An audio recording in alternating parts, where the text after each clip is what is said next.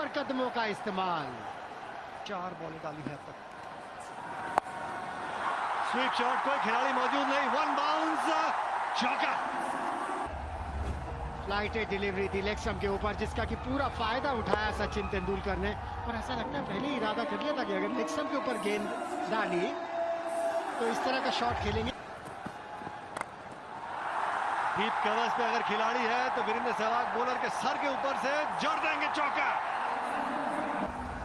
दमदार खिलाड़ी वीरेंद्र सहवाग। ये उन बैट्समैन में से है जो डिक्टेट करते हैं टर्म्स, जो बॉलर को मजबूर कर देते हैं उनके स्ट्रॉन्ग एरियाज में बॉल करने के लिए। और जैसे ही देखा था कि ये बॉल उनके बॉलर के सर के ऊपर से खेली जा सकती है, चूके नहीं किया बाउंड्री पर। इस बार खेली गई है बॉल हवा में, फील्डर वहां मौजूद और बहुत बड़ा झटका। तारीफ करनी होगी पीटरसन की, जहां पर फील्डर रखा था वहां पर, क्योंकि बहुत बड़ा टारगेट चेस करना है इंडिया को और उसके लिए बहुत जरूरी था वीरेंद्र सहवाग रन्स बनाते। ये हो सकता है betway.net moment of the match. अच्छे अंदाज से कलाइयों का उपयोग, हाथ से गेंदबाज की गति का क्या इस्तेमाल, और मॉन्टी पैलेसन उन्होंने लगा दिया। लेकिन ये फायदा मिलता है बॉलर्स को जब इतना बड़ा स्कोर भी हो आपके पीछे, फिर आप बेफिक्र होकर गेंदबाजी करते हैं। इंडियन लेजेंड्स के लिए बढ़िया डिलीवरी, फ्लाइटेड बॉल थी, एक निमंत्रण सा था सचिन तेंदुलकर के लिए। यहां से इंडियन लेजेंड्स के लिए मैच जीतना बहुत मुश्किल हो जाएगा। Well bowled Monty Panesar. एक बार फिर से सचिन तेंदुलकर को उन्होंने आउट किया। बहुत बढ़िया स्ट्रोक, इंतजार किया था, गेंदबाज की गति का किया इस्तेमाल और गैप में खेला। बहुत ज्यादा थी लेकिन डायरेक्शन इतनी अच्छी नहीं होती थी। पिछले ओवर की आखिरी गेंद जैसे ही रूम मिला ऑफ स्टंप के बाहर, बढ़िया प्लेसमेंट किया था युवराज सिंह ने। और कुछ इसी तरह से स्कोरबोर्ड चलाते रहने की जरूरत होगी इंडियन लेजेंड्स को। लेग स्टंप के ऊपर ये बॉल पैड पर लग कर गई। हालांकि जिस तरह की इनकी बॉडी है, मैं पहले मैच से ये सोच रहा हूं कि उनका हाथ घूमता कैसे होगा। साइड बॉटम और आते ही ये लगता है कि हिट विकेट हो गई। वापस जा रहे हैं। अच्छी डिलीवरी थी और फिसल गया पिछला पैर। सामना कर रहे हैं, सारी जिम्मेदारी उनके ऊपर है। और यहाँ पर कट किया, थर्ड मैन बाउंड्री की तरफ, बैट का मुंह खोलकर 4 रन के लिए। बढ़िया स्ट्रोक, दर्शकों में एकदम प्रसन्नता का वातावरण।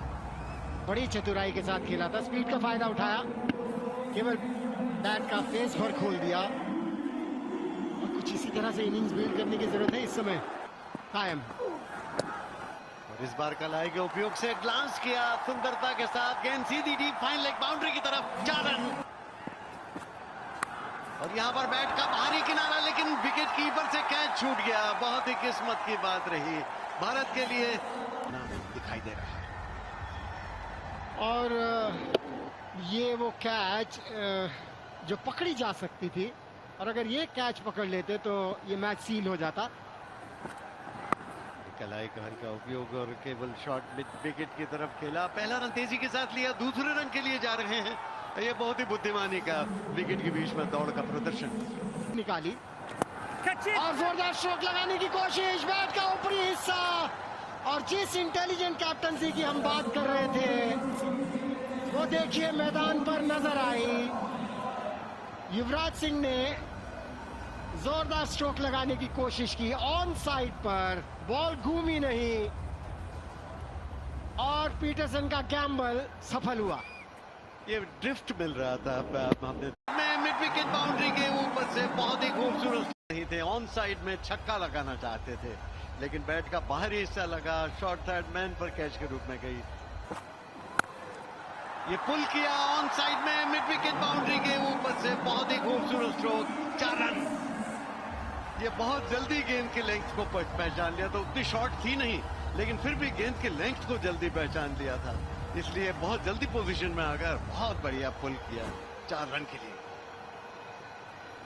जी हाँ, एक पार्टनरशिप बनाने की जरूरत है और बिल्कुल बहुत सही आपने पहचाना, बहुत जल्दी पिक किया था इस लेंथ को। और इरफान पठान ने आगे निकल कर आए, ऑफसाइड में एक्स्ट्रा कवर के ऊपर से चैलेंज के लिए बहुत ही बढ़िया टाइमिंग। 3.1 ओवर में पिछले ओवर की आखिरी गेंद पे कदमों का इस्तेमाल किया था, करारा चौका। ऐसे आप चौके जब लगाते हैं तो आपका कॉन्फिडेंस तो बढ़ता है, साथ में आपको लगता है कि ये 12.41 रन प्रति ओवर यहां से बनाने हैं।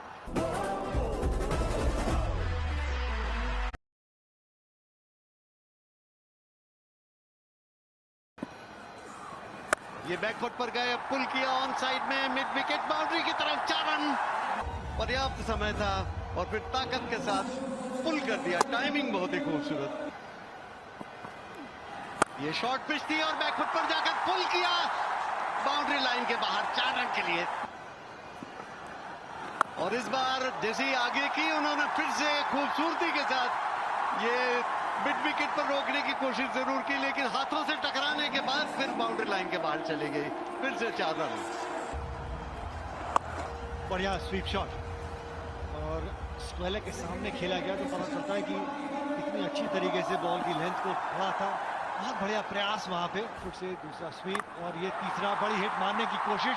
हवा में गेंद है, राइट साइड बॉटम के हाथ से छटक गई गेंद। लाइटेड गेंद थी, गेंद के पिच तक नहीं थे, सिर ऊपर चला गया था, गेंद बल्ले के बीचों बीच नहीं लगी और ये कैच सीधा हाथ में आया था साइड बॉटम के बाउंड्री लाइन के ठीक नजदीक से। ये थोड़ी शॉर्ट ऑफ लेंथ है, बैकफुट पर जाकर ऑफ साइड में कवर बाउंड्री की तरफ 4 रन। और फिर से वो इसी तरह का स्ट्रोक, इस bar square third man boundary की तरफ और फिर 4 रन चाहिए भी भारत को एक पड़ा हुआ। और इस बार कवर के ऊपर से स्लैश किया और ये 6 रन। अद्भुत स्ट्रोक। अनअकैडमी क्रैकिंग 6 इंतजार कर रहे थे बैकफुट पे शॉर्ट पिच गेंद, और कभी भी आसान नहीं होता स्क्वायर कट पे छक्का मारना। पता चलता है कि एक खिलाड़ी के हाथ में कितनी ताकत है और कितनी बढ़िया टाइमिंग है। यूसुफ पठान थोड़ा सा टारगेट करेंगे, सीधे हाथ के बल्लेबाज हैं। बहुत बढ़िया स्ट्रोक यहाँ पे, गैप में नहीं है गेंद, डैरेन मैडी नीचे, ट्रेडवेल टाइम नहीं कर पाए अपने शॉट को यूसुफ पठान, और वहां पे एक अच्छा कैच पकड़ा डैरेन मैडी ने। बाकी खिलाड़ियों को दिक्कत हो रही थी अंडर लाइट्स कैच पकड़ने के लिए, तो सेटल ना करने दें, बड़ी बड़ी हिट लगाने की कोशिश करें इस अंदाज से। क्या ये होगा अनअकैडमी क्रैकिंग 6? बिल्कुल, क्या गजब का स्ट्रोक। एक्सपर्ट के साथ जो मौजूद है कमेंट्री बॉक्स में फिलहाल, तो नजर डालिए इस शॉट पे। इरफान पठान है तो मुमकिन है अनअकैडमी क्रैकिंग 6। बहुत बढ़िया कदमों का इस्तेमाल, क्या बढ़िया पोजीशन में आए थे। इस बार नमन ओझा, दूरी नहीं मिली है और विकेट मिल गया है। जेम्स टिंडल, 2 टाइम ओलंपियन, जो कि ग्रेट ब्रिटेन को हॉकी में रिप्रेजेंट कर चुके हैं ओलंपिक्स के अंदर, 2 ओलंपिक्स में। क्या बेहतरीन कैच पकड़ा उन्होंने। पैड भी एक तरफ का पहले पहनते थे हमेशा। इस बार कदमों का इस्तेमाल, बड़ी हिट, जिसकी मैं बात कर रहा था कि उनमें वो क्षमता है कि बड़ी हिट्स लगा सकते हैं। और मुझे तो लगा इतनी ऊंचाई बॉल ने ले ली कि ड्रोन को ही नीचे लेकर आती, साथ में ड्रोन कैमरा को। ये अनअकैडमी सबसे बड़ा 6 था। मैच खत्म नहीं हुआ है, लेकिन नामुमकिन नहीं पर मुश्किल बहुत। लेकिन क्या उसको कारगर कर सकते हैं इरफान पठान? अनअकैडमी क्रैकिंग 6 इस समय खेल रहे, इस बार ऑप्शन के ऊपर ये बॉल थी। एक और अनअकैडमी क्रैकिंग 6, 2 in 2 सब पारी के चलते डाउन द ग्राउंड। फील्डर है, 50 रन लेकिन पूरे इरफान पठान के 30 गेंदों में बनाए ये 50 रन, जिसमें 4 चौके और 4 सिक्सेस शामिल। सराहना करते हुए ये विद द टर्न, हवा से बातें करता हुआ ये shot. Unacademy cracking 6, Manpreet Kohli के बल्ले का। बढ़िया ओवर घट रहा है ये। 19 ओवर अभी तक इस ओवर में बटोर लिए हैं और इतने ही चाहिए एक ओवर में। एक और 6 यहां से लगा ले तो फिर आखिरी 2 ओवर्स में वो जो आप बात कर रहे थे 30-35 रन बनाने की जरूरत पड़े तो बनाए जा सकते हैं। हासिल कर सकती है टीम। ऊंचाई मिली, लेकिन मौका है इंग्लैंड लेजेंड्स के पास यहाँ, जो हाथ से जाएगा। शॉट और 4 रन मिलेंगे मनप्रीत कोहली को। समर्थक भी, फील्डर है डीप में, लेकिन 6 और। ये दोनों जिस तरह से पॉजिटिव मोड में बैटिंग कर रहे हैं, वो उम्मीदें जगा दी हैं इन्होंने। हालांकि ये टाइमिंग इतनी अच्छी नहीं हुई थी।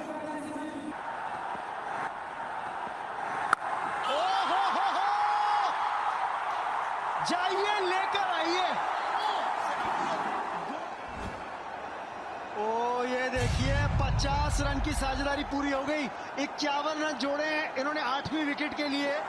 दोनों खिलाड़ियों ने केवल 20 गेंदों में। आपको पावर हिटिंग चाहिए, ये लीजिए, पठान तैयार। अच्छी यॉर्कर ढूंढ रहे थे, लेकिन यहां पे कम से कम 2 मिलेंगे। बेहतरीन फील्डिंग डैरेन मैडी की। लाइव एक्शन पे वापस, हाई फुल टॉस थी, यहां पे दूरी नहीं मिली है। और मुझे तो इंतजार है अंपायर के संकेत का कि क्या ये फुल टॉस वेस्ट हाइट के ऊपर थी। वही चेक कर रहे हैं umpire Amish Taiba. Full toss, खराब गेंद, सही नसीहत और जबरदस्त shot on academy cracking 6। 9 run. और जो हम सुबह बात कर रहे थे, उम्मीद कर रहे थे कि ये सबसे इंटरेस्टिंग मैच होगा और सबसे एंटरटेनिंग मैच होगा। और एक समय ऐसा लग रहा था कि इंग्लैंड ये मैच निकाल के ले गई इंडिया के हाथों से। ऑन द ग्राउंड 2 की कॉल होगी, लेकिन मिलेगा केवल 1। जी हाँ, और इस लाइन की मैं बात कर रहा था, ऑफ स्टंप के थोड़ा सा बाहर रखेंगे गोनी के हिटिंग जोन से। नो बॉल नहीं, और इसीलिए 1 ही रन और मैच झोली में इंग्लैंड लेजेंड्स की। 35 नाबाद